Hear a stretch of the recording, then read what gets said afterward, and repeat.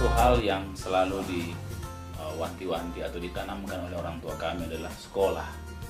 Sekolah dan kemudian kebebasan berpikir dengan visi-visi yang apapun dalam pikiran kita.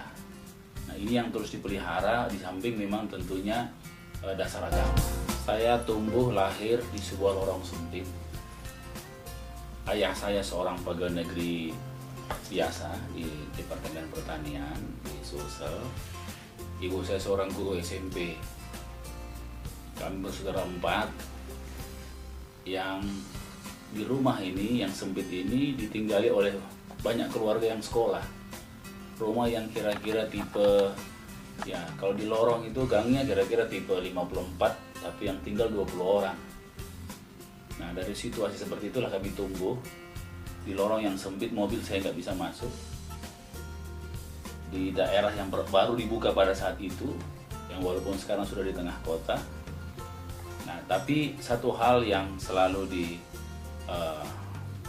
wanti-wanti atau ditanamkan oleh orang tua kami adalah sekolah. Sekolah dan kemudian kebebasan berpikir dengan visi-visi yang apapun dalam pikiran kita. Nah, ini yang terus dipelihara di samping memang tentunya dasar agama.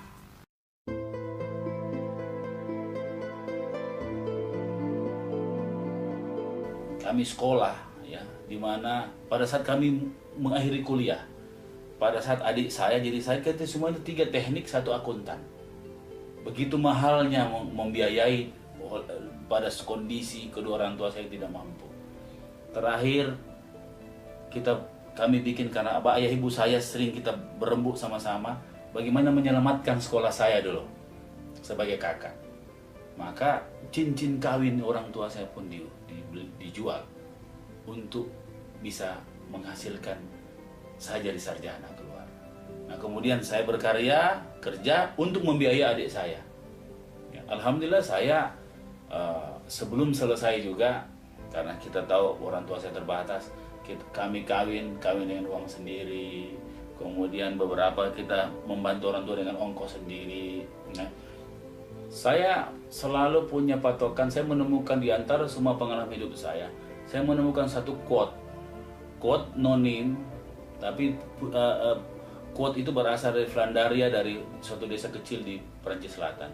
Bunyinya seperti ini: hidup itu memang bukan suatu kedamaian yang merengek meminta perdamaian. Hidup itu adalah bendera perang yang harus dibawa sampai ke tangan Tuhan.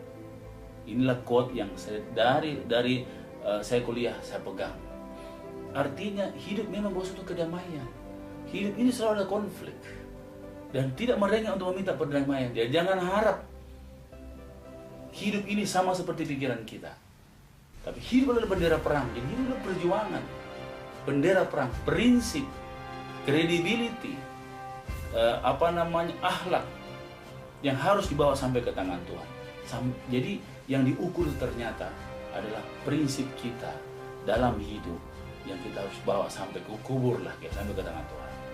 Nah, inilah yang menjadi dasar saya sampai sekarang ini untuk mengarungi kehidupan ini. Dan saya tanamkan kepada anak-anak saya bahwa kemandirian dan tidak ada hal ideal seperti pikiran kita. Kadang-kadang kawan menjadi lawan, lawan menjadi kawan, dan itulah hidup. Dan tidak perlu kita merengek atau jangan mengeluh. Kalau kita merengek, tidak akan mungkin kita damai.